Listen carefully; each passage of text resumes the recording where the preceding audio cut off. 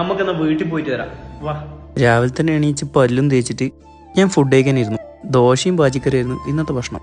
സർജറിക്ക് മുമ്പ് 10 മുട്ട കഴിച്ച് എന്നെ കൊണ്ട് ഇപ്പോൾ ഒരു മുട്ട പോലും കഴിക്കാൻ പറ്റാത്ത അവസ്ഥയായി. അങ്ങനെ ഒരു കുളിയലും കഴിഞ്ഞ് ഞാൻ അങ്ങ് റെഡിയായി. 2-3 ഗുളികയിലും കഴിക്കണേ, അതും കഴിച്ചു. അങ്ങനെ ഉച്ചയായപ്പോൾ നമ്മൾ പൊതിച്ചോറ് വന്നു, അതും തിന്നു. ഹോസ്പിറ്റലിൽ ബില്ല് കണ്ടപ്പോൾ ഞാൻ ഞെട്ടി. അങ്ങനെ ബാഗ് വയ്ക്കിയത് കാറിൻ്റെ അടുത്തേക്ക് പോക്കായി. എൻ്റെ ചങ്ങായി എന്നെ കൂട്ടാൻ വന്നിന്. അങ്ങനെ കാറിൽ ബാഗെല്ലാം വെച്ചിട്ട് ഈ കഥ തുടങ്ങിയ മിൽമയിലേക്ക് തന്നെ പോയി കോക്ടെയിൽ കുടിക്കാൻ. ചങ്ങായി അമ്മയും കോക്ടെയിൽ കുടിച്ചപ്പോൾ ഞാനൊരു ഇളനീര് ജ്യൂസ് കുടിച്ചു. അങ്ങനെ ആടിയിൽ ഏച്ചിമാർക്കെല്ലാം ബായി പറഞ്ഞിട്ട് ഞാൻ കാറിലേക്ക് കയറി. ഇനി നേരെ പോകുന്നത് എൻ്റെ വീട്ടിലേക്കാണ്. ഈ ബില്ല് കണ്ട് ഞെട്ടാൻ കാരണം എന്ന് വെച്ചാൽ ഞാൻ പ്രതീക്ഷിച്ച് 10-30,000 രൂപ, പക്ഷെ എനിക്ക് 6,800 ഒരു ബില്ല് കിട്ടി. ഇത്രയും ദിവസം ഹോസ്പിറ്റലിൽ കിടന്നുകൊണ്ടാണെന്ന് അറിയില്ല, നാടും വീടും കണ്ടപ്പം എന്തോ ഒരു സന്തോഷം, വേറെ തന്നെ ഫീലായിരുന്നു. അങ്ങനെ വീട്ടിലെത്തിയോടെ ഒരു കുളിയലും പാസ്സാക്കി ഒന്ന് മുടിയലും വാരി നേരെ പോയത് പൂജാമുറിയിലേക്കാണ് ഒന്ന് പ്രാർത്ഥിക്കാൻ.